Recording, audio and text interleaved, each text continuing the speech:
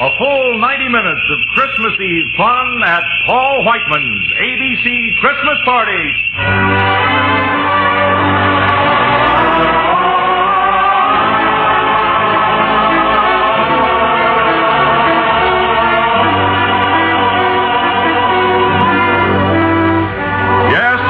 Gathered coast to coast under the American Broadcasting Company's giant Yuletide tree for a Paul Whiteman ABC Christmas party. A full hour and a half of fun. So hang your stockings by your loudspeaker and get ready to receive such presents from your favorite ABC stars, such as... From Hollywood, Bing Crosby, Don Wilson, Kenny Baker, Don McNeil, Tom Brenneman, and Lum and Abner. From Miami, Walter Winchell. From New York, Henry Morgan, Basil Rathbone, Geraldine Fitzgerald, Patrice Mansell, The Fat Man, Eugenie Baird, the Whiteman Orchestra, and Chorus. And here's our host, music director of the American Broadcasting Company and Dean of Modern American Music, Santa Claus in person, Paul Whiteman.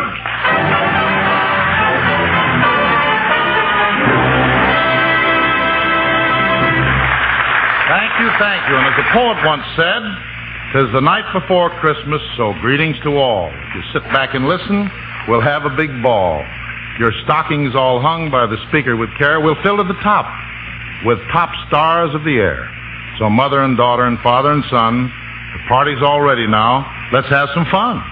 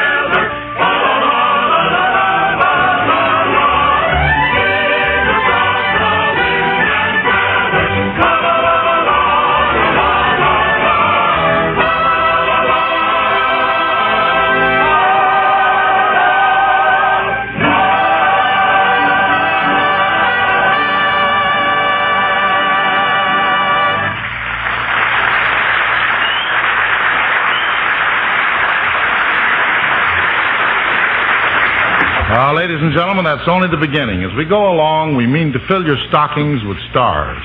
For instance, I look into my pack here, and what do I find? The ambassador from Broadway to the world. And we know you'll want to hear the special Christmas editorial that could be delivered only by the editor of the Juergens Journal, Walter Winchell. So come in, Miami, and show. Good evening, Mr. and Mrs. Everybody.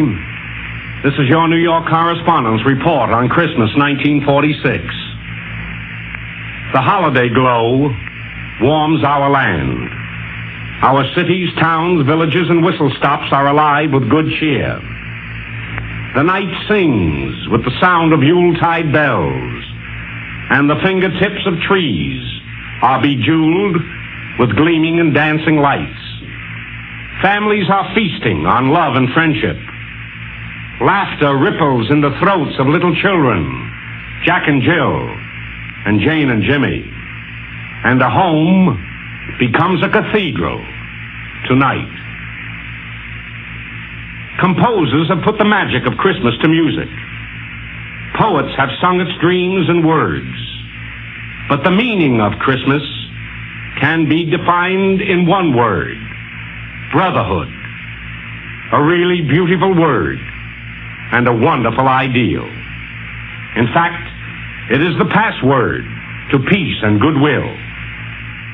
If all of us define that word, brotherhood, with our lives, the politicians and the warriors who crawl this earth would go out of business overnight. Because you could then tear up all their so-called charters and pacts and treaties and make confetti of them all to celebrate the approach of paradise. You see, it is as simple as love thy neighbor. The strongest man was the gentlest. His truths will always comfort and inspire those who have faith in him. His faith has never been more urgent. The star of Christmas remains the beacon for men of goodwill who seek peace. And the way to peace is as close as the nearest Bible. We will have peace when people remember that there are many different nations, but one universe. We will have peace when people know that there are many different religions, but one God.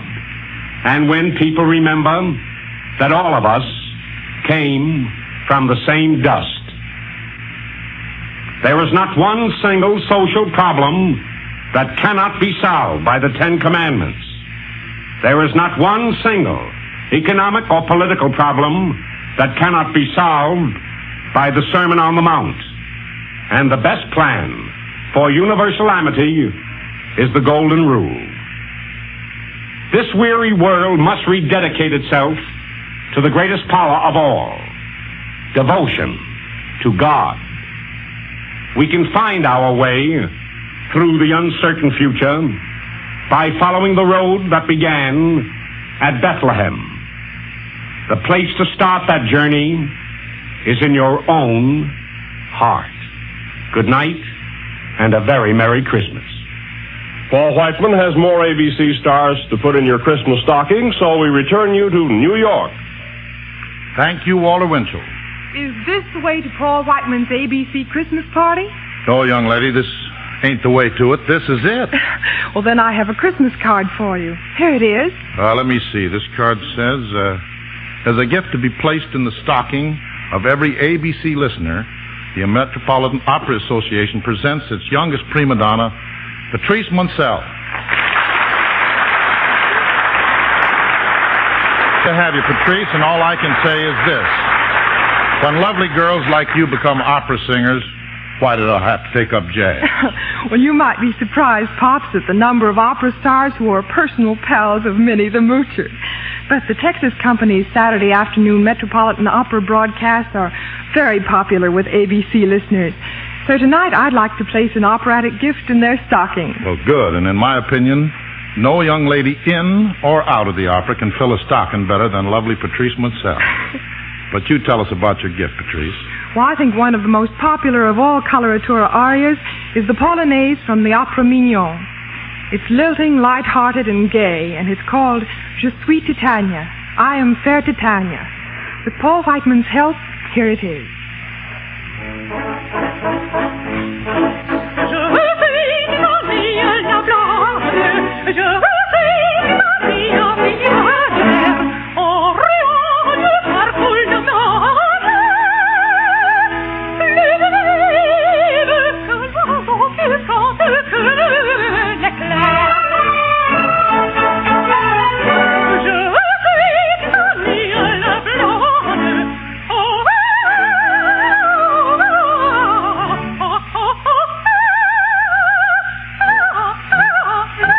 Super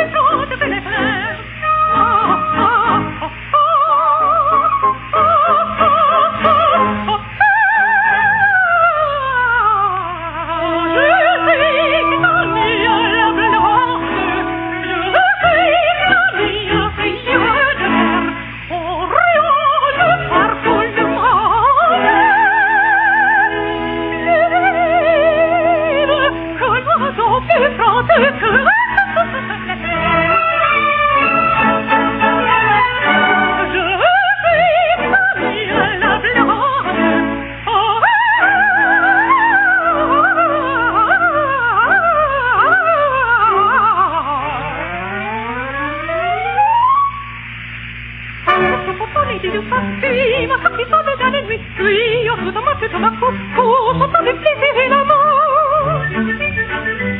Le temps pour folie et nous s'enfuit, ma sortie sans déjà les nuits.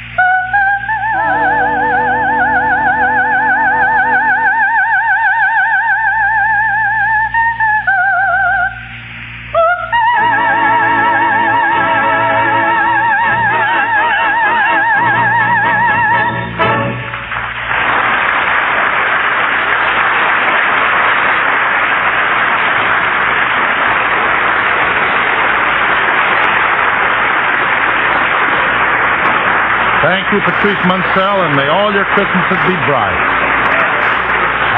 But our Santa Claus pack is still bulging with gifts, so... Hey, just a minute, you. Just a minute. Yeah, what can I do for you, tall, dark, and fatter than I am? I'm looking for a cad, a cur, a swine. And when I find this arch criminal, I'll break every bone in his body. But who are you, fatso?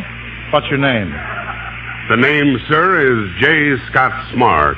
Oh, of course, you're ABC's famous Monday night detective, the Fat Man.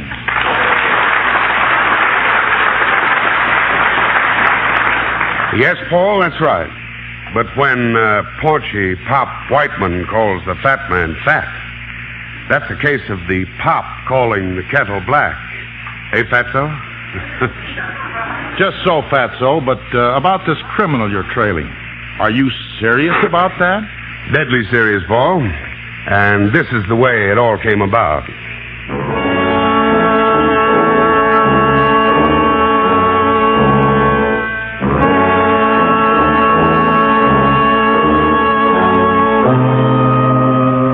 It started in my office around 8, Christmas Eve.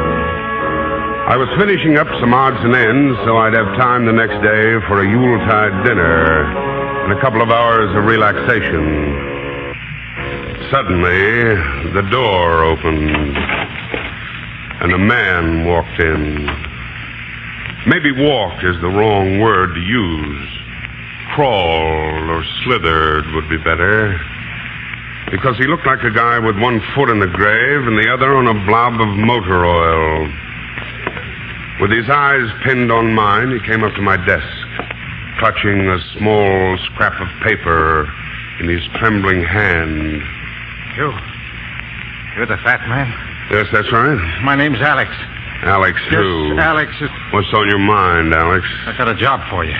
On Christmas Eve? This job can't wait. It's got to be cracked by midnight. It pays off, too, in spades. What's it all about? You better prepare for a jolt, fat man. Well, I'm used to jolts. I don't care what you're used to. This is like getting a slug in the solar plexus. Stop pinning that crepe on my ears and come out with it. All right, fat man. I only hope you can take it. Here, just read. What's on this paper? I unfolded the piece of paper he handed me and read 5 words. He said I'd get a slug in the solar plexus when I read it. But, brother, how he underestimated. Those 5 simple words squeezed the breath out of my lungs like a punctured inner tube. And I felt my spine get icy cold. Who wrote this? I don't know. That's why I'm here. You're the guy who's got to find out. Does anyone else know? I don't think so, not yet. The papers would be full of it by now. But you got to get the guy who wrote that fat man. You got to nab him fast. Don't you see what this means? Don't you understand? Do you think I'm an idiot? Of course I understand. I've got an idea who's behind it, too. Yeah? There's only one man I know of who'd be tough enough and mean enough for a job like this. Bug-Eye Louie. Bug-Eye? You've heard of him? I guess everybody's heard of Bug-Eye. Sure. His reputation's lower than a sewer. He'd stick a knife in his grandmother for a plug nickel. He'd set fire to a hospital for a 10-cent cigar. You got nerve enough to see him, Runyon? He doesn't scare me. But first, I'm doing a little checking up. The Missing Persons Bureau, the morgue, and every flop house in the city. Then I'm having myself a talk with Bug-Eye. For the next 3 hours, I went through the city like a vacuum cleaner, looking for information. As far as I could make out, Alex and I were the only ones who had the dope. But if it ever leaked out... A little before midnight, I dropped into the Fallen Angel.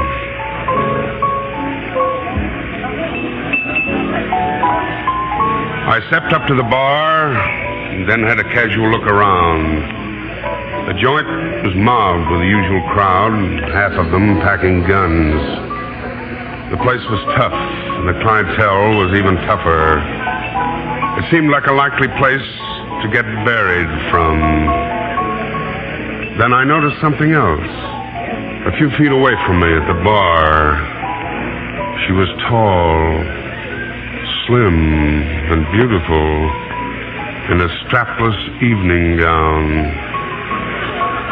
But her eyes were 2 pieces of dry ice. She looked at me, and I looked at her, and she slid over. Hello, fat man. Well, who are you, sweetheart? Brenda. Brenda what? Just Brenda's enough. Doesn't anyone ever have a last name anymore? Looking for someone, fat man? Yeah, baby. Bug-Eye Louie. What's on your mind? That's my business, and Bug-Eye's. You'd better be careful.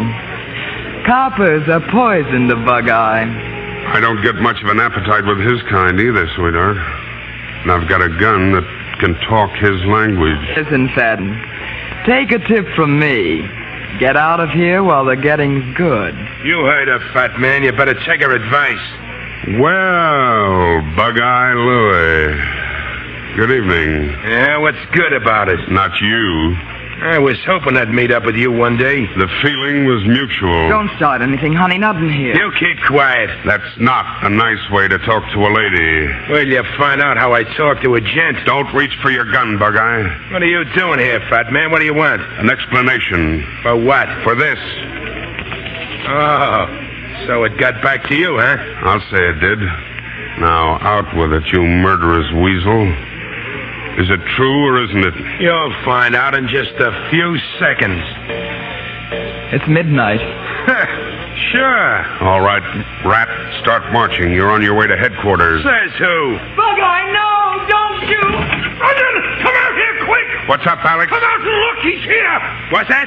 Why, the guy's nuts. It's a lie, Runyon. Bug-Eye was lying. It's okay now. Everything's okay. Where is he? Up there. Just coming around behind the top of that building. Why, of all the double-crossing... It's a good thing for you, my flat-headed friend, that you did get a double cross. It's a good thing for you the 5 words on this paper weren't true. What 5 words? What does that paper say? There ain't no Santa Claus.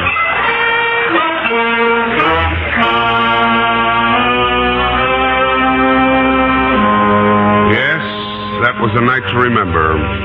My blood still runs cold when I think of what might have happened if the old boy hadn't been on time. We all stared up into that sky with a feeling of relief and joy.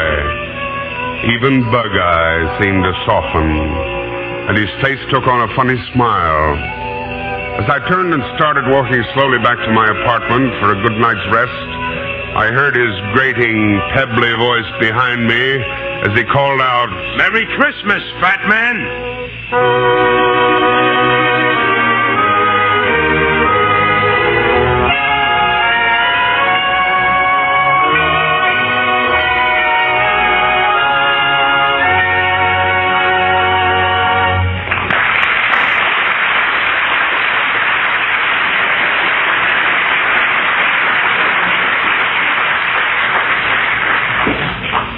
And now the next gift we want to put in your radio stocking is something very special.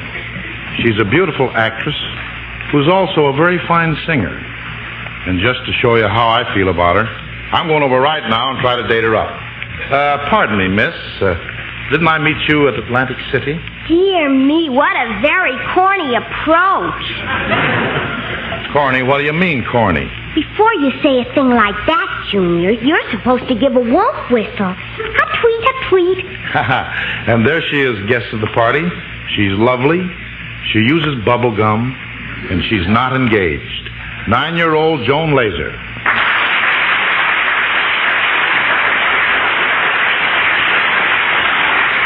And now, Joan, suppose you tell us about your Christmas gift to our ABC listeners. It's Ken Darby's very special musical setting of the grand old poem, "'Twas the Night Before Christmas," as only Pops Whiteman can present it. And right now, starring our nomination for Miss America of 1956, Joan Laser.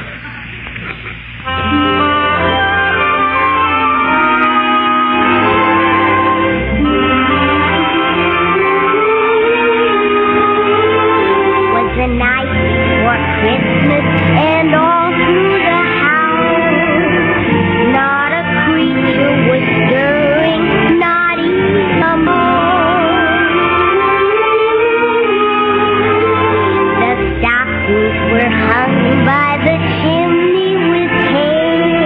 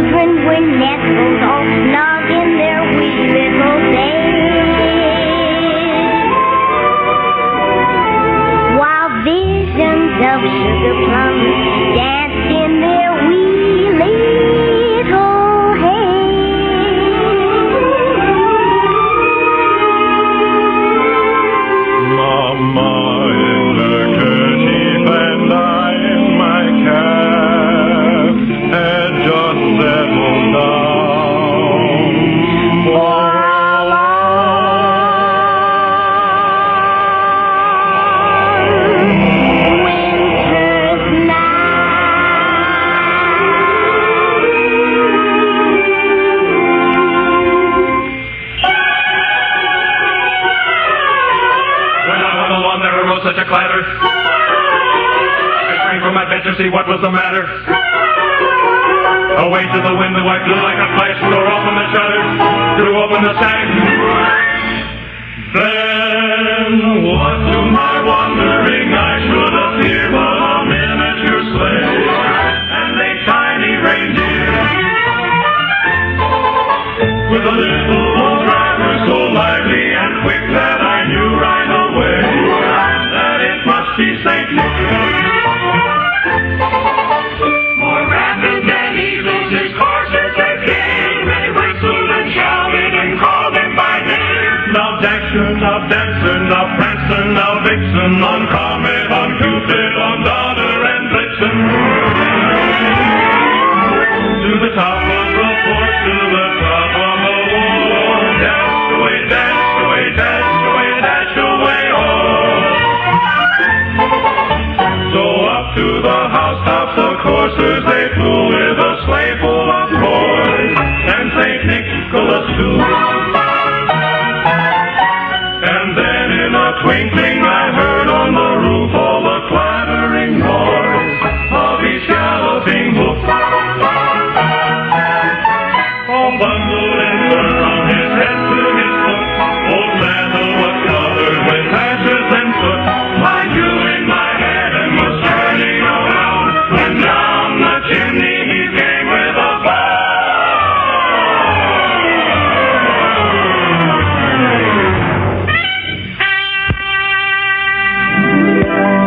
His eyes, how they twinkle, so gay. his dimples, how merry, were they. his cheeks were like roses.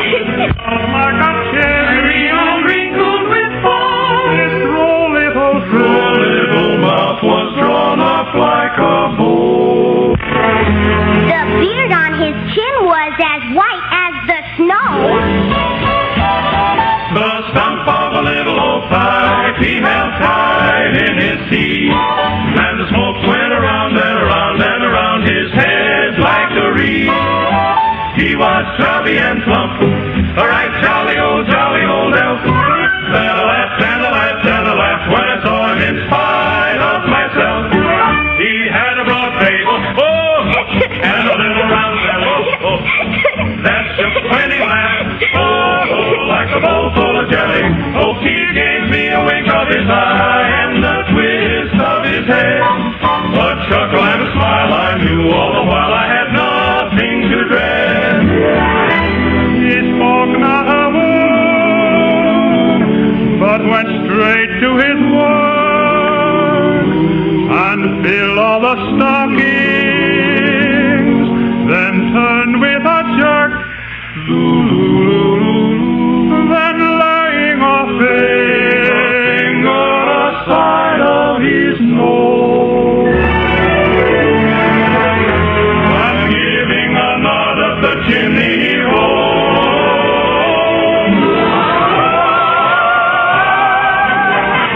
He sprang to his sleigh, to his king, gave a whistle, and away they all flew like the down of a thistle. But I heard him exclaim ere he drove out of sight, Merry Christmas to all and to all. Good night.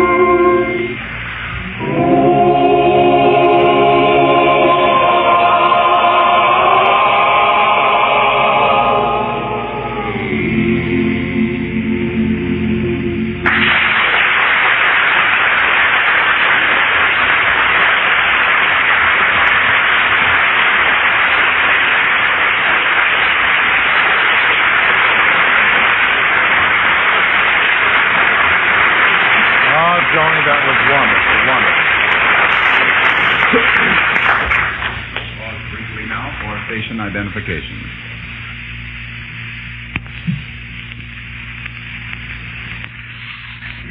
Friends, tonight the American Broadcasting Company is filling your stocking with stars as you listen to Paul Whiteman's ABC Christmas Party. Now here's Paul Whiteman himself to tell you about the presents still in his Santa Claus pack. That's right, men and women of goodwill. And we hope there's still room in your radio stocking for such stars as Bing Crosby, Henry Morgan, Basil Rathbone, Geraldine Fitzgerald, Don McNeil, Kenny Baker, and Lum and Edner. And right now, it's Eugenie Baird and Paul Whiteman and his orchestra and chorus in Jingle Bells.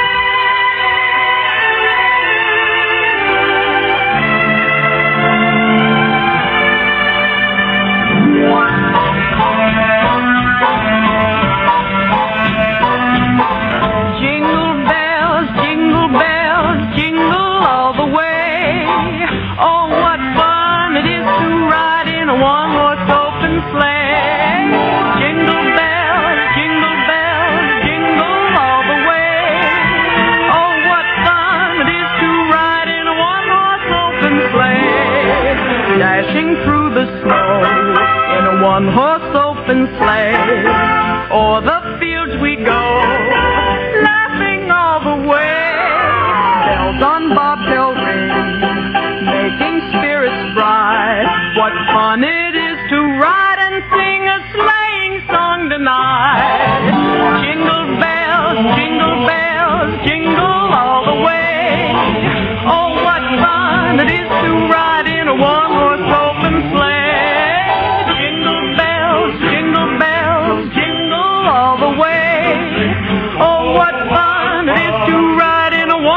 Open sleigh. Day or two ago, I thought I'd take a ride. Miss Fanny Bright was seated by my side. The horse was lean and light. His fortune seemed his luck. We got into a drifted bank and we got upset. Jingle bells, jingle all the way. Oh, what fun it is to ride in a one-horse open sleigh. Jingle bells, jingle all the way. Oh, what fun it is to ride in a one-horse open sleigh.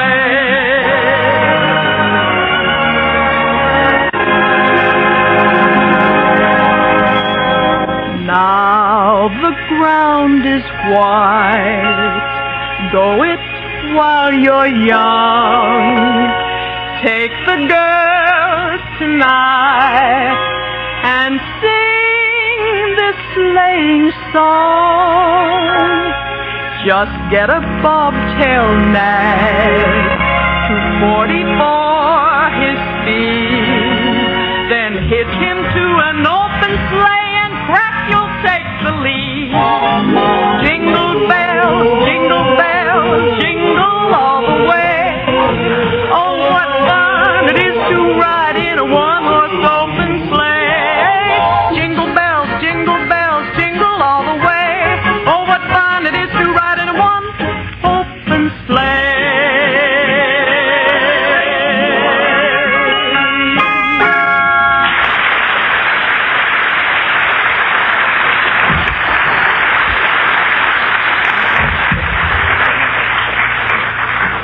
Christmas Eve is traditional for good little children, but right now, digging down in the bottom of our pack, we come upon a bad little boy named Henry Morgan. Here at ABC, we've done our best with Henry, but you know how those things are. Just the other day, he offered to give his listeners radio vice presidents. The thin ones for bookmarks, and the fat ones for doorstops. So as you can see, there's nothing to say about Henry except that,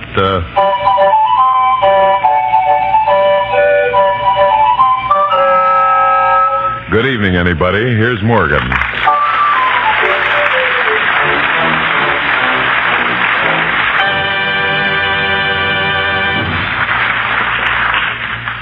Christmas Eve seems like a pretty good time to look back for a moment and see what it was that brought me and the Ever-Sharp Schick Company together.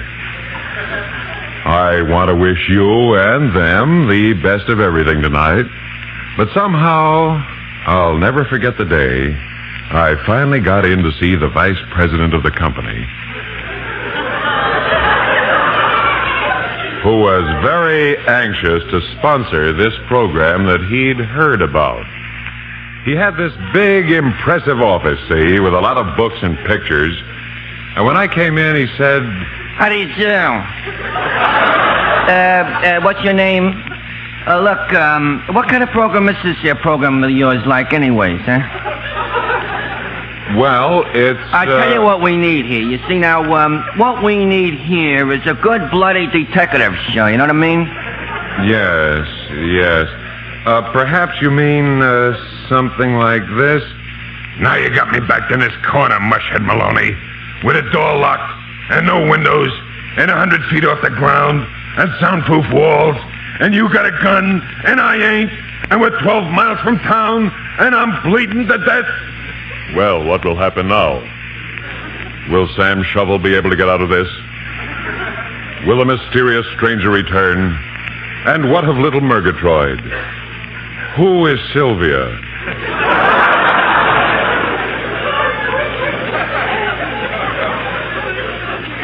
How deep is the ocean? What time is it? Who won the 4th at Hialeah? Is that sort of what you had in mind? Not exactly, no. You see, what we really need is more of the audience participation type show, you know what I mean? Where the people say them funny answers. Oh, maybe you mean something like this. What's your name, sir? Smith, eh? Well, that's wonderful! Simply great! And how long you been married, Mr. Smith? Oh, I see. Got a divorce yesterday, huh? Ha ha! Fine. Give him a little hand, folks. And here you are, sir, for being a brilliant guy and a wonderful sport and a great little guy and a brilliant guy. Here's a case of scotch, a new Cadillac, and a posted chair, a deck of marked cards, and all the land west of the Mississippi River.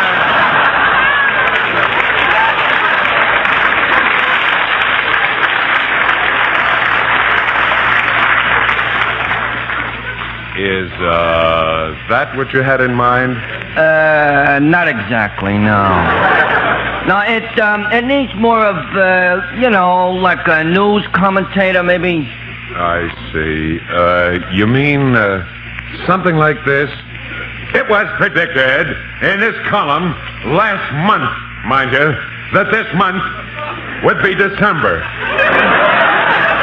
Later, it was reprinted in somebody else's column.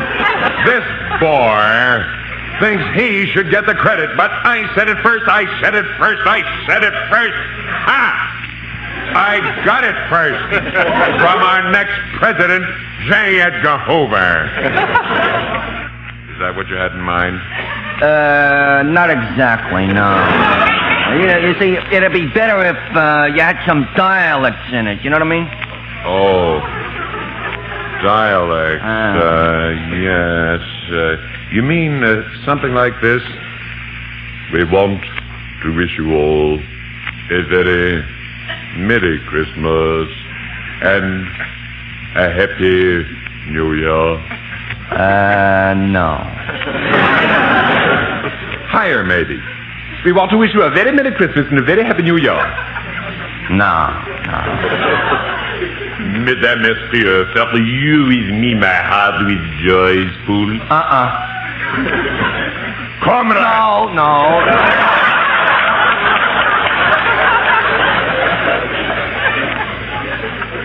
Ladies and gentlemen. Nope. Hey, Pat, did you hear the one about the two Irishmen? No, can't see that I have. Well, that's us. Is that what you mean? Yes.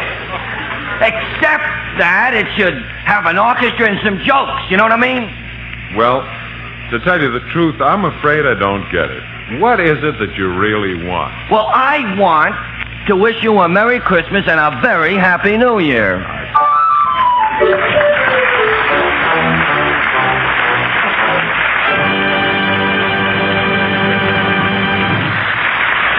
Here at the American Broadcasting Company, we're all very proud of the full-hour Sunday evening program known as the Theater Guild of the Air. We hope we're not being immodest, because a great many of you listeners have backed up our belief that it's the most distinguished dramatic program in all radio. This party wouldn't be complete without a visit from United States Steel's program, the Theater Guild on the Air.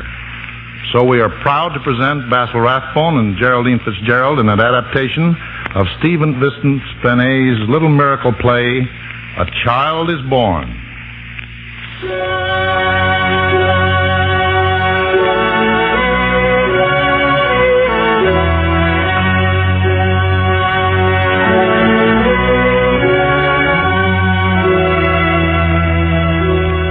There is a town where men and women live their lives as people do in troubled times, times when the world is shaken.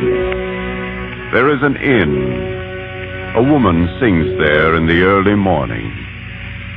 In Bethlehem of Judea, there shall be born a child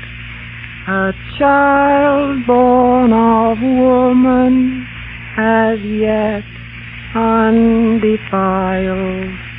King Herod, now what will you say of the child in the stable this cold winter day? I hear the wind blowing. Singing again? I told you not to sing. I'm sorry. I forgot. Forgot? That's fine. That's wonderful. That answers everything. The times are hard enough and bad enough for anyone who tries to keep an inn, get enough bread to stick in his own mouth, and keep things going somehow in his town. The country's occupied. We have no country. Heard of that, perhaps? You've seen their soldiers, haven't you? You know just what can happen to our sort of people once there's a little trouble. Answer me. I'm sorry. I forgot. Sorry, forgot. You're always saying that. Is your business what King Herod does? Is your place to sing against King Herod? I think that he must be a wicked man. A very wicked man. Oh, la, la, la. Sometimes I think your ways will drive me mad. Are you a statesman or a general? Do you pretend to know the ins and outs of politics and why the great folk do the things they do and why we have to bear them? Because it's we who have to bear them, first and last and always, in every country and every time. They grind us like dry wheat between the stones. Don't you know that? I know that somehow kings should not be wicked and grind down the people. I know that kings like Herod should not be. Still, there he is. He's king. Now, will it help if I go out and write on someone's wall, "Down with King Herod"? What's it worth? The cross to me, the whipping post for you, the inns burned down, the village fined for treason just because one man didn't like King Herod. Well, that's the way things are. Something must come. Oh, believe it if you choose. But meanwhile, if we are clever, we can live and even thrive a little. Clever wheat that slips between the grinding stones and grown in little green blades sprinkles on the ground. At least if you'll not sing subversive songs to other people but your poor old husband. Come, wife, I've got some news. The prefect comes to dinner here tonight with all his officers. Oh, yes, I know the enemy, of course, the enemy, but someone has to feed them.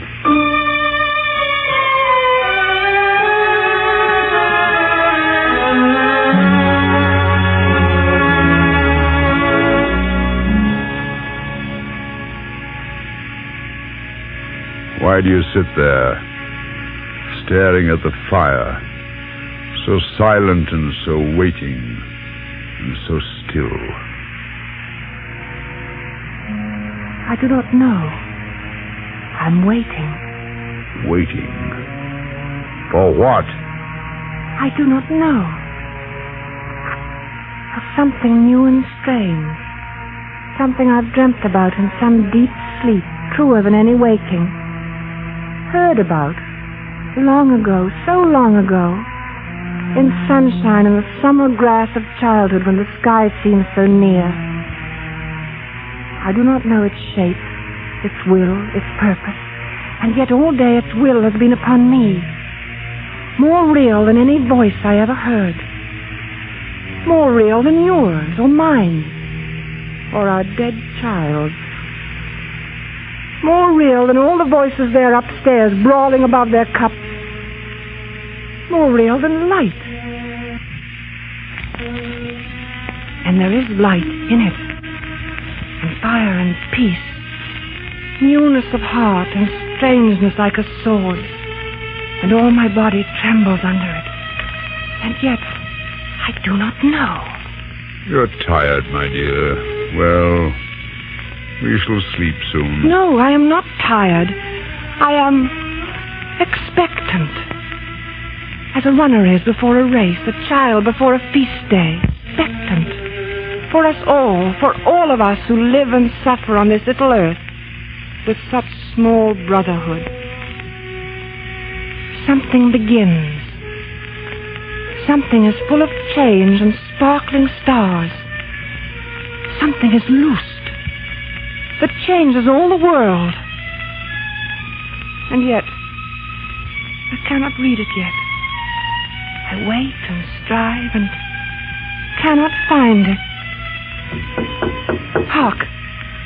What's that? They can't come in. I don't care who they are. We have no room. Go to the door.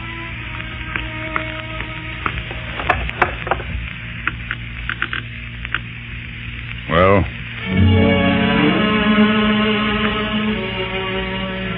Is this the inn? Sir, we are travelers, and it is late and cold. May we enter? Who is it? Just a pair of country people, a woman and a man. I'm sorry for them, but... My wife and I are weary. May we come in? I'm sorry, my good man. We have no room tonight. The prefect's orders. No room at all? Now, it's not my fault. Wait.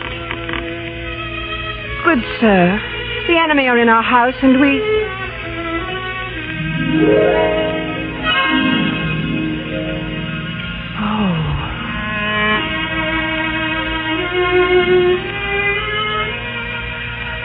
I did not see your wife.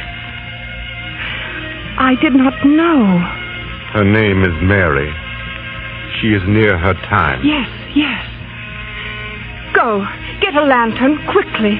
What? Quickly.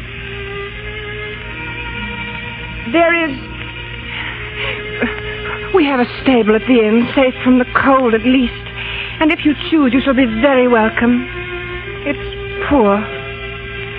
But the poor share the poor their crumbs of bread out of God's hand so gladly. And that may count for something. Will you share it? Gladly, and with great joy. The lantern, husband. Nay, I will take it. I can see the path. Come.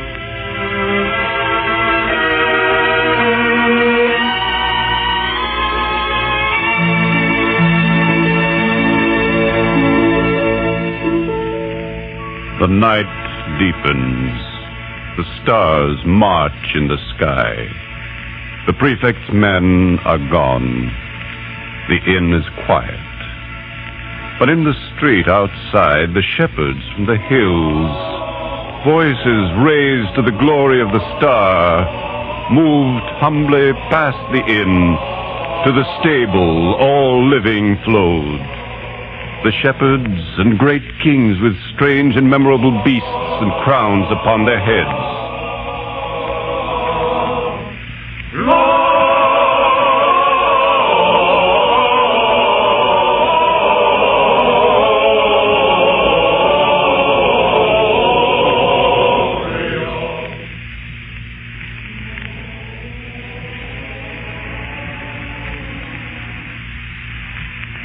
I do not understand it.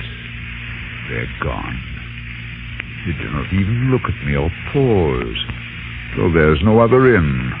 They follow the poor shepherds to the stable. They would not tarry with us.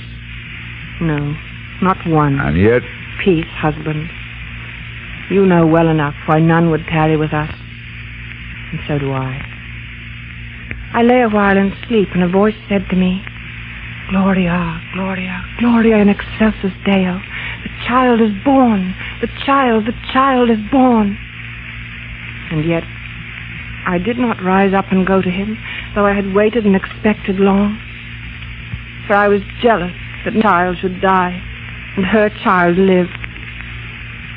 And so, I have my judgment, and it is just. If there was any fault, wife, it was mine. I did not wish to turn them from my door, and yet I know I love the chink of money, love it too well, the good, sound, thumping coin, love it. Oh, God, since I'm speaking truth, better than wife or fire or chick or child, better than country, better than good fame, would sell my people for it in the street. Oh, for a price, but sell them. And there are many like me, and God pity us. God pity us, indeed.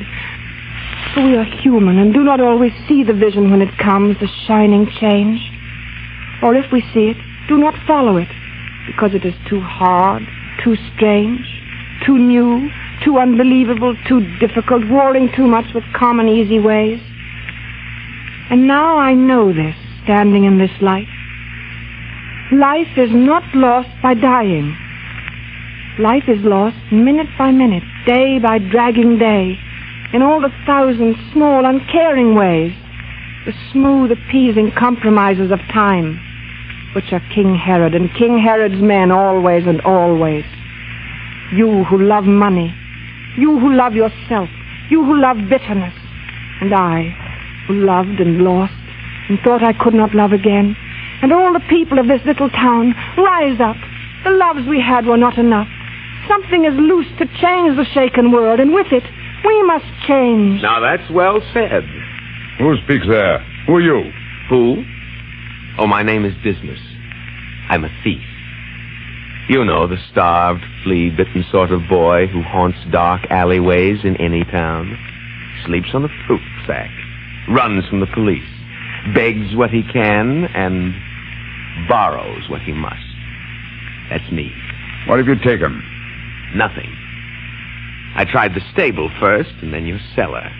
Slipped in, crept up, rolled underneath the bench, while all your honest backs were turned.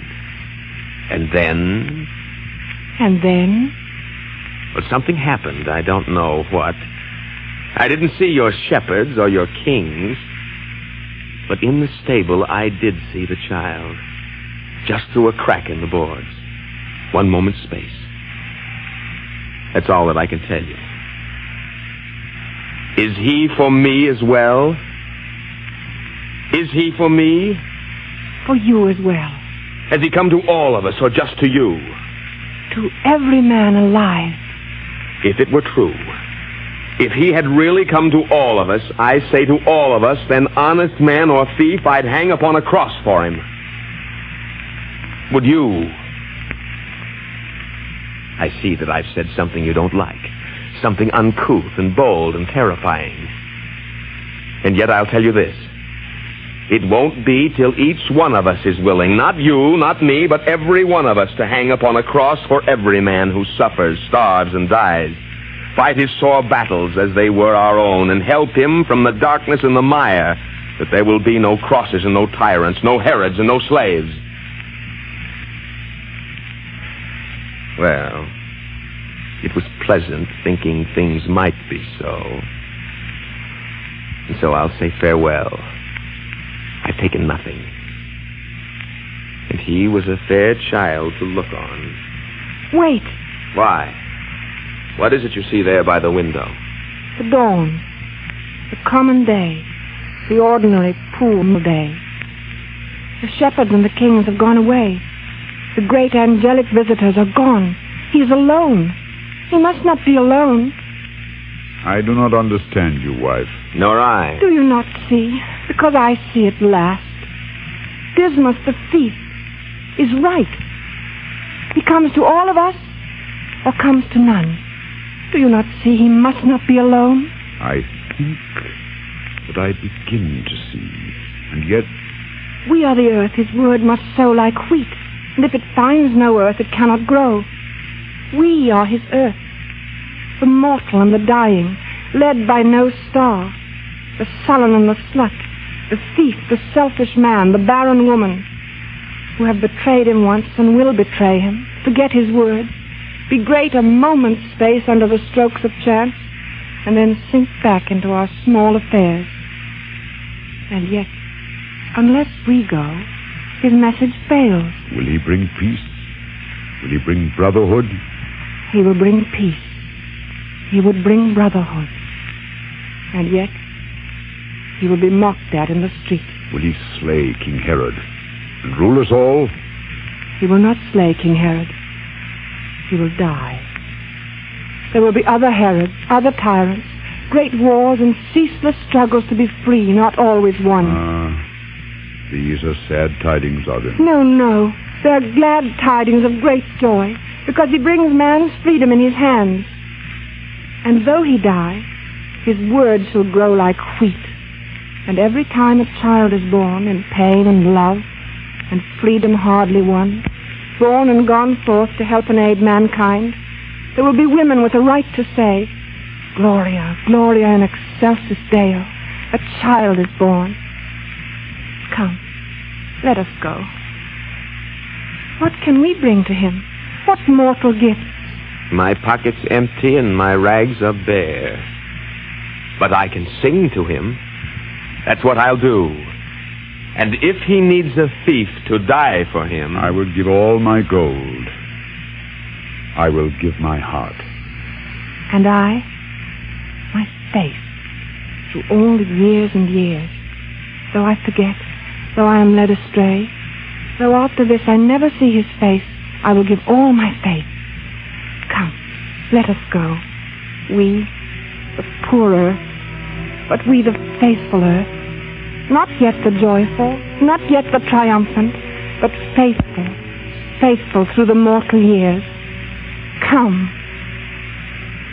Come, all ye faithful, joyful and triumphant. Come ye, oh, come ye to Bethlehem.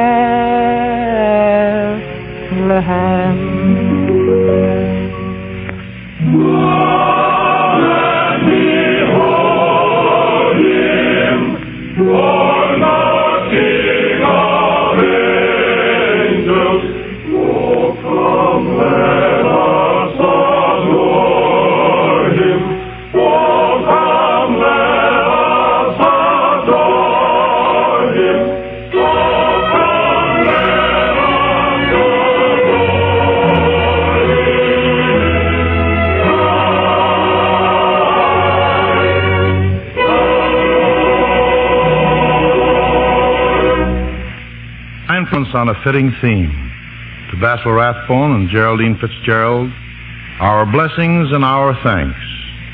But right now, a lot of fine people out in Hollywood are waiting to share in our Christmas Eve fun. How about it, Hollywood? Come in, Don Wilson.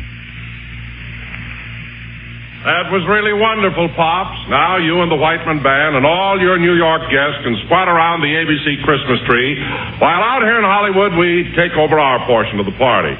And we have a lot of your favorite old friends here with us for this occasion. Bing Crosby, Lum and Abner, Tom Brenneman, and Don McNeil. And our first ABC guest, that grand singer and exciting new comedian, Kenny Baker.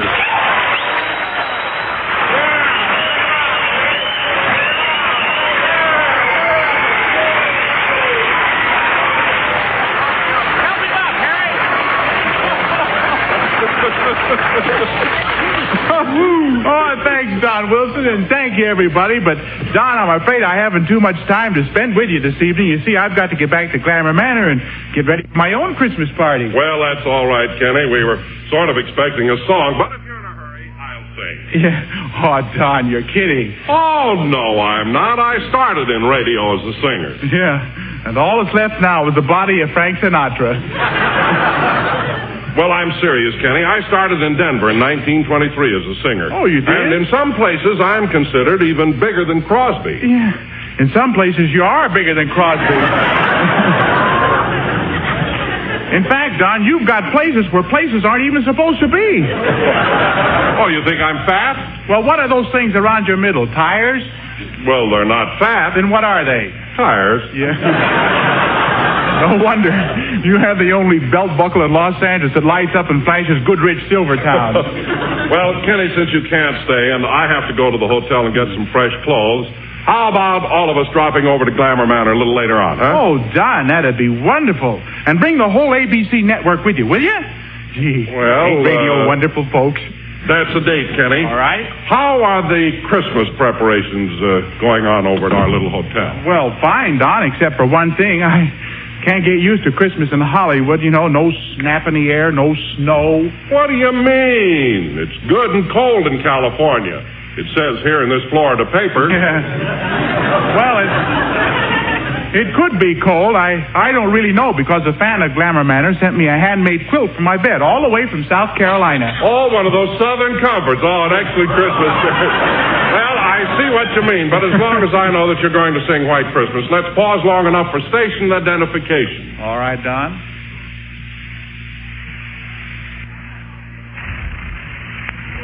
And now, Kenny Baker, accompanied by Harry Lubin's orchestra. The nationwide party is all yours.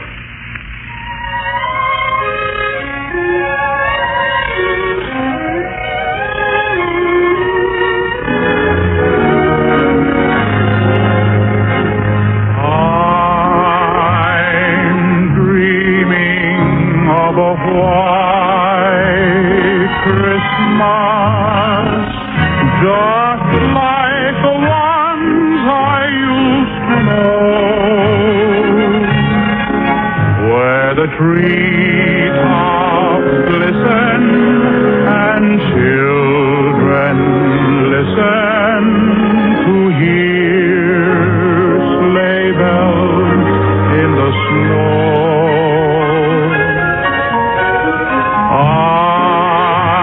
I'm dreaming of a white Christmas with every Christmas card I write. May your days be merry and bright, and may all your Christmases be white.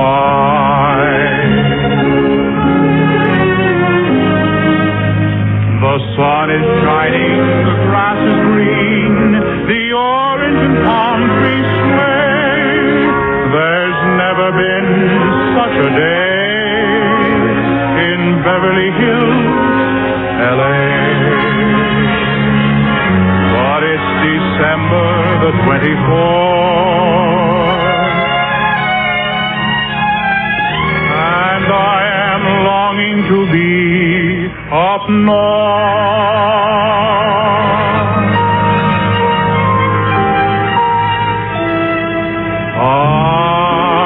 I'm dreaming of a white Christmas with every Christmas card I write.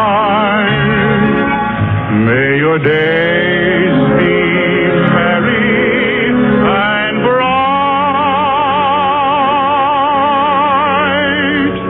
and may all your Christmases be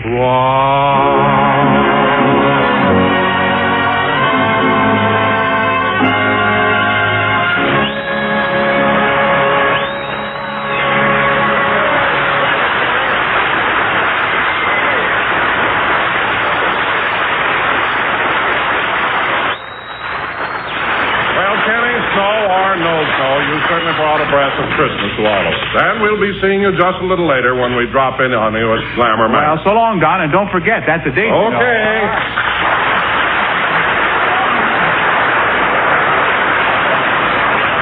Well, what comes next is, I guess, something just a little new, even on a transcontinental radio program like this Christmas party.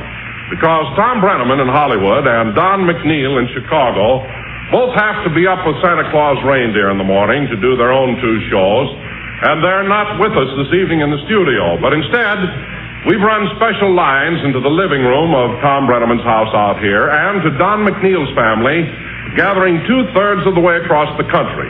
Not only so they can talk to each other and to you, but so they can both be with their families this Christmas Eve. So now that I've explained it, there's nothing left to do but just have our engineer throw the switch, which takes us to Tom Brenneman's home at Encino, California. Thank you, Don. Thanks, Don.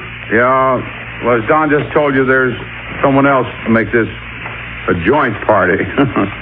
So I'll say hello to Don McNeil in the living room of his joint in Winnetka, Illinois. Hello, Tom Brenneman. Merry Christmas from the Don McNeil family gathered here at home in our living room. But, you know, Tom, calling this home, I've worked so hard for a joint. That wasn't the kindest introduction I've ever had. Oh, wait a minute. Don't take it that way, Don. After all, it was only a joke in the spirit of the Christmas party. Yeah, what a joke. I guess if that joke showed up as a guest on your program, you'd have to give it 2 orchids, huh? Merry Christmas, Tom. Oh, thanks. Thank you very much, Don. But at least on my program, we don't have to march the audience around. Wake 'em again, that is. Merry Christmas, Don. Thank you, Tom. Well, I just bet you're a screen there tonight in your own home wearing funny-looking hats to make your family roar. I can just see you. I don't have to wear anything. You said what? I don't have to wear anything. Oh, isn't it a little chilly that way in Chicago now? Yes, it is, Tom. Next month we pay the gas bill. You don't sound so hot yourself. Merry Christmas. Oh, thank you, Don. Thank you very much, Ed. And what do you mean not so hot? Huh? I'm a movie star. My picture, Breakfast in Hollywood, was so big a success the studio wants me to do another picture. Well, you go right ahead. Don't you mind what everybody says about your last picture. I liked it. What's this one going to be? Lassie Move Over? Oh, no. You know, Don. Yeah? You must show me the room where you age your old jokes. Well, seriously, Tom, you know, it's too doggone bad we don't have a chance to really visit in each other's homes, but this is the next best thing. Swell talking to you. Neighbors, may this Christmas be the best one ever, and may the new year bring you all the things you want most for yourselves. Well, thank you very much, Don. You know, it was great chatting with you on this Christmas Eve. And before you go, I've got a few in my family that I'd like to talk to a few in your family, huh? Oh, great. Put them on, Tom. Well, first, I want you to meet my wife. You've already met Billy. And where's Kay? Hello, Billy. Hello, Kay. How are you? Oh, I'm fine. How are you? I'm just never fine. Get back here. I know Oh, how do you like that? We don't get a chance, do we? Well, no, we don't. It seems wonderful to hear your lovely laugh again. Well, thank you. It's very nice talking to you, too. Well, thank you, Billy. That'll be all. Goodbye. Merry Christmas to you, and to Don, and the children. Merry Christmas to you also, all of you. Thank you. Aren't you the boss in your house? Make your wife keep still, Tom. Oh, he's not the boss. Are you kidding? No. Say, Don. Yeah. How's the weather back there? Oh, it's fine. Nice and brisk and cold. How's it out there, Tom? Oh, it's lovely. It's now about, it's almost 5 minutes after 8, and it's raining cats and dogs. No fooling. Yes. Only we don't have dogs. Don. Yeah. Here's the member of my family you have met, my charming daughter, Gloria. How do you do, Mr. McNeil? How do you do, Mr. McNeil? Yes. You can call me Mr. McNeil. That's all right. How are you, Gloria? Well, I'm just fine. Good. I'd like you to meet some of the younger Come on, members this American Broadcasting Company Christmas party. of my family. Ladies and gentlemen, they're great. Hi, great Gloria. I'm families. Tom McNeil. If we let them, they'd go right on talking until New Year's Eve. So say that we fade them out and as they go on doing what comes naturally. And we return to the ABC studios here in Hollywood.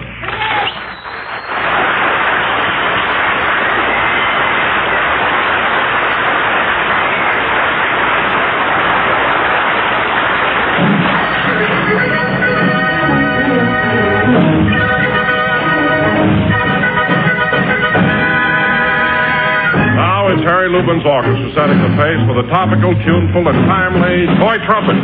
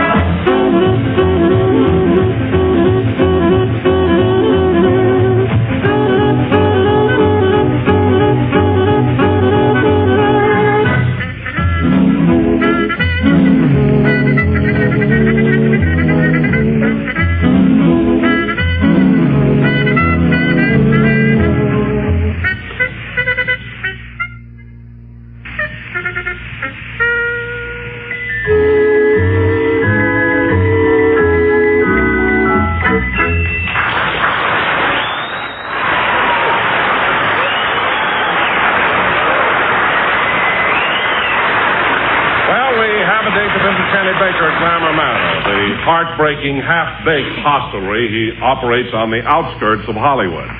Outskirts of Hollywood? Sorry, that must be a typographical error. In Hollywood, it's got to be out slacks. Well, with a little help from Harry Lubin in the orchestra, we're on our way now to Kenny Baker and Glamour Manor.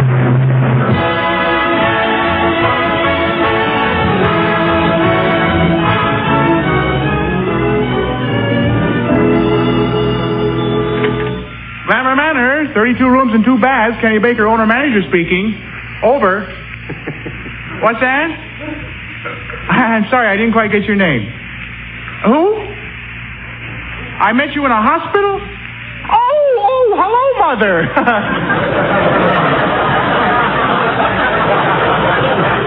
Oh, sure, you bet.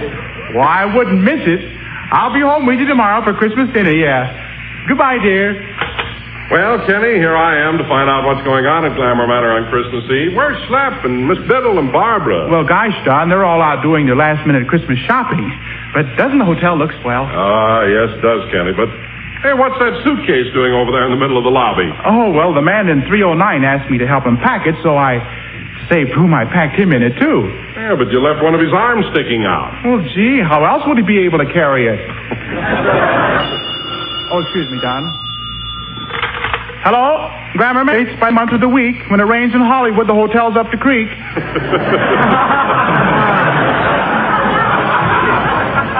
Over the dam. Hello? Hello, room clerk? What have you got in the single room? A married couple. Now, that's no way to talk to a prospective guest, Kenny. Well, Don, the hotel's full up anyhow. I mean, I guess everyone's heard about our Christmas party, and that each guest gets a free gift. Oh, really? Yeah. You're giving every guest a Christmas present, huh? Yeah, I certainly am. Would you like a book? Oh, I'd like that a lot. Well, swell. How about Little Women? I'd like that even better. What are you giving Miss Biddle? Well, Don, I'm giving Miss Biddle a beautiful fur. You giving Miss Biddle a beautiful fur? Sure. On whose money? Mine. Why, do you think I'm cheap? Well, all I know is that Barbara told me you invited her out last week. Dutch treat. Yeah. Well, what's wrong with going Dutch? Well, do you have to show up wearing wooden shoes? Oh, no.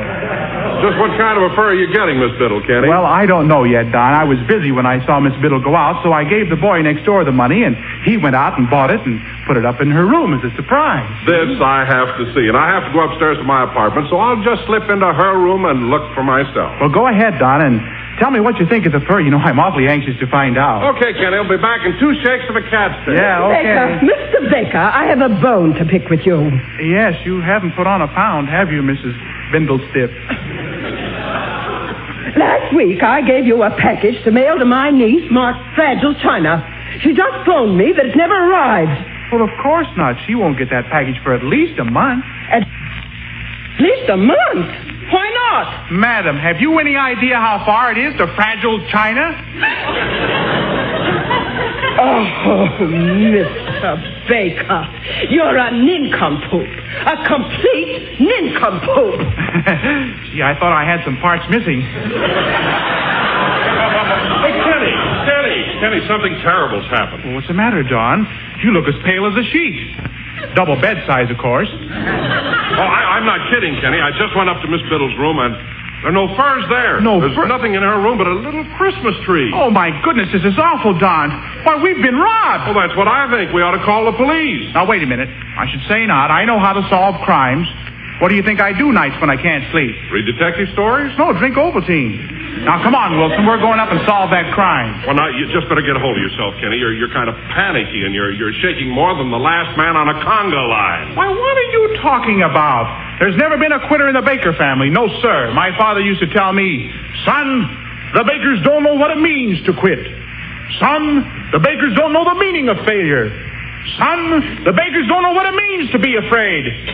I guess we were pretty a stupid family, weren't we? But I'm going to solve this crime, or my name isn't Roger Strongheart. But your name isn't Roger Strongheart. I know. I'm just leaving myself a loophole. Now, come on, Don. We got to go up to Miss Biddle's room.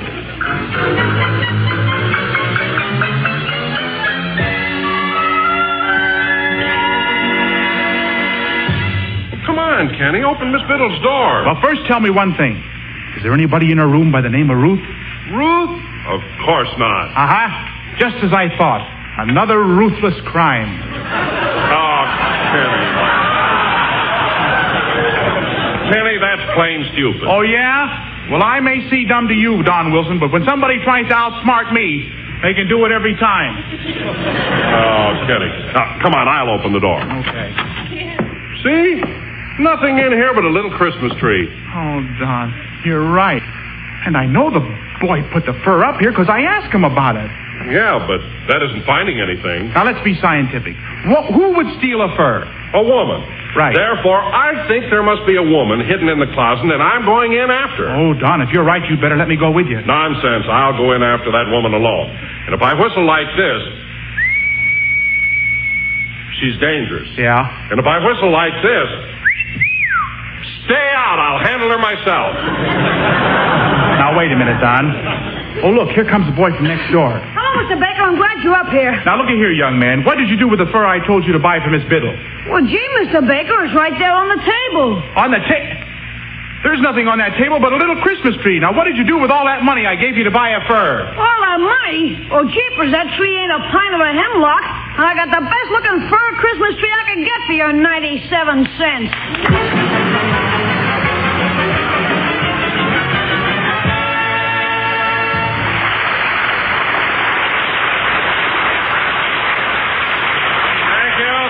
Kenny Baker, for making my personal hotel that entertaining. I'll be seeing you every morning 5 times a week. And now, for another little visit away from ABC's Hollywood studios and a trip to Pine Ridge, Arkansas. this Christmas Eve to visit our delightful old friends, Lum and Abner.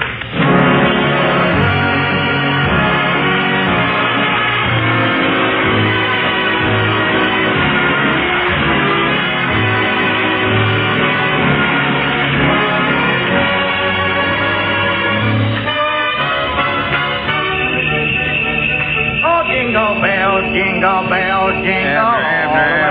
Wait a minute. Would you simmer down for a minute? I want you to listen while I run through this poem I'm going to recite at the young'uns' Christmas party tonight. You going to recite a poem? Yeah? Oh, me, I love to hear a piece spoke. I love it. They wanted somebody with a good speaking voice and lots of personality. Natural. But you'll do just as well, Lum. What poem are you going to recite? It's a Christmas poem. Well, sir, now you chose a good topics for this time of year. You sure did. I thought it sort of fit in good. Yes, yes. But you stand there and listen. Yeah, go ahead. I just love Christmas. Happy Yuletide. Just love it. 'Twas the night before Christmas. What was it, Lum? I said, 'twas the night before Christmas. Oh, I enjoy Christmas, my favorite holiday. Well, go ahead, Lum. Start your poem. I'm dying to hear it. Well, keep still then. Yeah, go ahead. 'Twas the night before Christmas. Oh, that's sweet. I just love it. And all through the house. All through whose house? Just any house.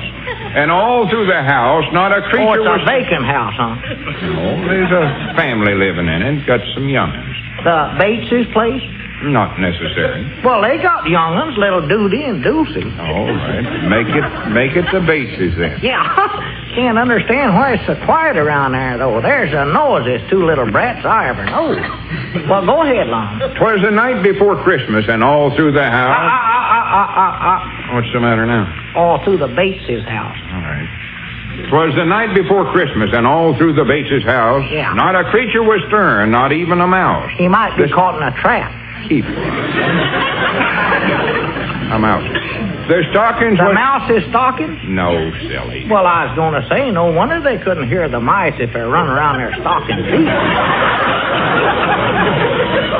But go ahead. Their stockings was hung by the chimney with care. Oh, that's sweet. In the hopes that St. Nicholas soon would be there. Who in the world is Nick Lassoon? Who? That Nick Lassoon, you said you hoped he'd be there. I said, in the hopes that St. Nicholas soon would be there. Yeah. That's Santa Claus. Oh, I see, yeah. The children That's the first time I ever heard him call Nick Lassoon. But it's your poem. You go ahead, do it the way you want I'm trying to. Yeah. The children were nestled all snug in their beds. That's Doody and Dulcie. Yeah, bless their hearts. While visions of sugar plums danced through their heads. Bless their lips. Visions? Well, no wonder they're quiet. Them young'uns is sick. Stop interrupting, would you? Let's see, where was I at? Damn poor little varmint. Oh, yeah, dance. And Mama in her kerchief. Miss Bates dancing at that time of the night? And I in my cap. Was you over there dancing with Miss Bates? Well, Lum, you ought to have taken your cap off. It ain't polite to dance with your cap off. I weren't over there dancing with Miss Bates. Who was it? I don't know. Hell, I bound you I can guess pretty close to who it was. Who? That Nick Lassoon.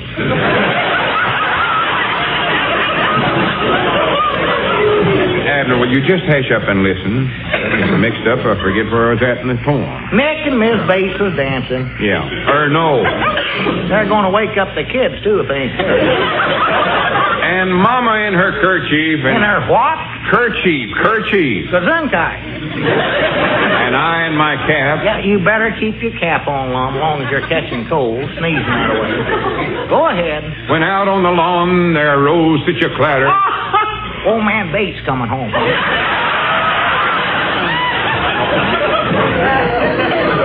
Just listen to the poem and you'll find out what it was. Yeah, go ahead. I'd love to find out what that racket is. I still think old man Bates is mixed up in it somewhere. I sprang from my bed to see what was the matter. Doggis, could you hear it clean over to your place? Abner, will you keep quiet? That's more likely how you caught that coal, Lum, running around your nightshirt.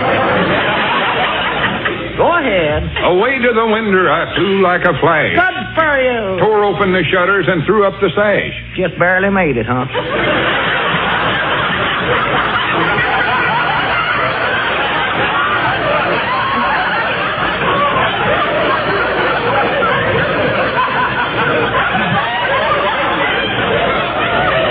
The moon on the breast of the new fallen snow gave a luster of midday to objects below. Mom, don't change the subject. What was that racket going on out there in the yard? I'm coming to it. When what to my wondering eye should appear but a miniature sleigh and 8 tiny reindeer. 8 tiny... Lawmakers, do you actually claim you seen a herd of midget reindeers run around the Bates' yard? I told you to keep quiet. More rapid than eagles. Nice rabbits and eagles. He whistled and shouted and called them by name. Mom, you better lay down. That cold's give you a fever. Get away from me, Abner. Now, Dasher. Now, Dancer. Now, Prancer. Mom, calm down now, Lom. On, Comet. On, Cupid. On, Donder and Blitzen. Hey, Lom, watch your language. Watch your language. Howdy. Merry Christmas. Oh, Merry Christmas. well, howdy, Grandpap. Doggies, I'm glad you're here. Yeah, it's time to go on over to the Christmas party. You fellas ready? Aye, Granny's, I am. I'm getting out of here right now. Hey, wait a minute, Lom. Come back here now. Hey, Lom! Oh, me, Grandpap, this is the worst one Christmas I ever seen. Why? What's the trouble? Well, ain't you heard? No. Well, Lom's got to go over and recite a poem when he's so sick he's got hallucinations. The little Bates is younger are laid up with the visions, and their mama's down there with the Mr. Lassoon. Old man Bates is out in your yard raising a ruckus you can hear all over town. You better go on over the party, Grandpap, by yourself. Well, ain't you coming? No, I think I better stay here and wait for the call. What call? Why, the one from the coroner. If old man Bates ever catches them two in there dancing and carry on, that Nick Lassoon's a dead goose.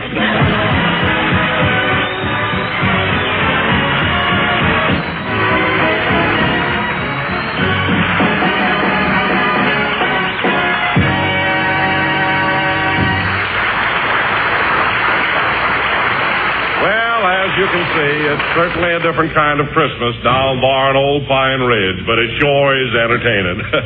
But here in Hollywood, we have our own idea of Christmas entertainment, and I think it's not just our idea. It's the idea of everyone in the entire country. Bing Crosby!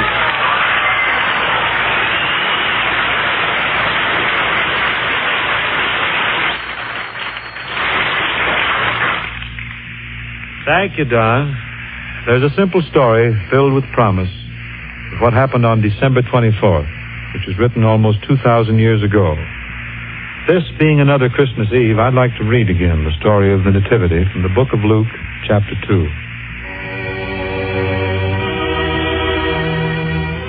And it came to pass in those days that there went out a decree from Caesar Augustus, and that all went to be taxed, everyone into his own city. And Joseph also went up from Galilee, out of the city of Nazareth, into Judea, into the city of David, which is called Bethlehem, to be taxed with Mary, his espoused wife, being great with child. And so it was that while they were there, the days were accomplished that she should be delivered. And she brought forth her firstborn son, wrapped him in swaddling clothes, and laid him in a manger, because there was no room for them in the inn. And there were in the same country shepherds abiding in the fields, and keeping watch over the fields by night. And lo, the angel of the Lord came upon them, and the glory of the Lord shone around them, and they were not afraid. And the angel said to them, Fear not, for behold, I bring you good tidings of great joy, which shall be to all people. For unto you is born this day in the city of David a Savior, which is Christ the Lord. And this shall be a sign unto you. He shall bind the babe wrapped in swaddling clothes, lying in the manger. And suddenly there was with the angel a multitude of heavenly hosts, praising God and saying, Glory to God in the highest, and on earth peace, and goodwill toward men. Oh, little town of Bethlehem, how still we see thee lie above thy deep and dreamless sleep. the silent stars go by. Yet in thy dark street shineth the everlasting light. The hopes and fears of all the years are met in thee tonight. Merry Christmas, everybody, and good night.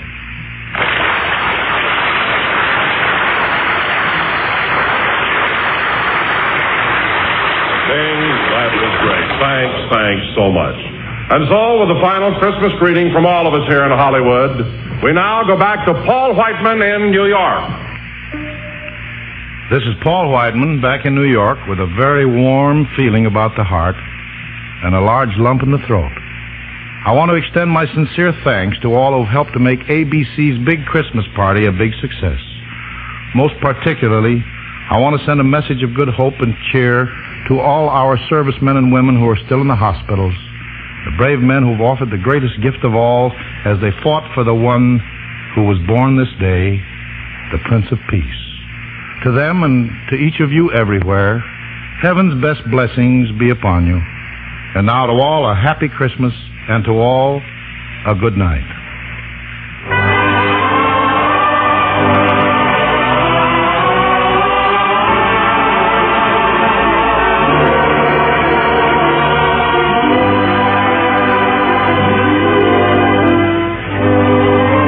Whiteman's ABC Christmas Party was broadcast to all our servicemen and women everywhere through worldwide shortwave facilities. The Hollywood portion of the program was directed by Larry Robertson and Paul Franklin. The New York program was produced and directed by Charles Harold, with special music by Bernard Green. Good night. This is ABC, the American Broadcasting Company.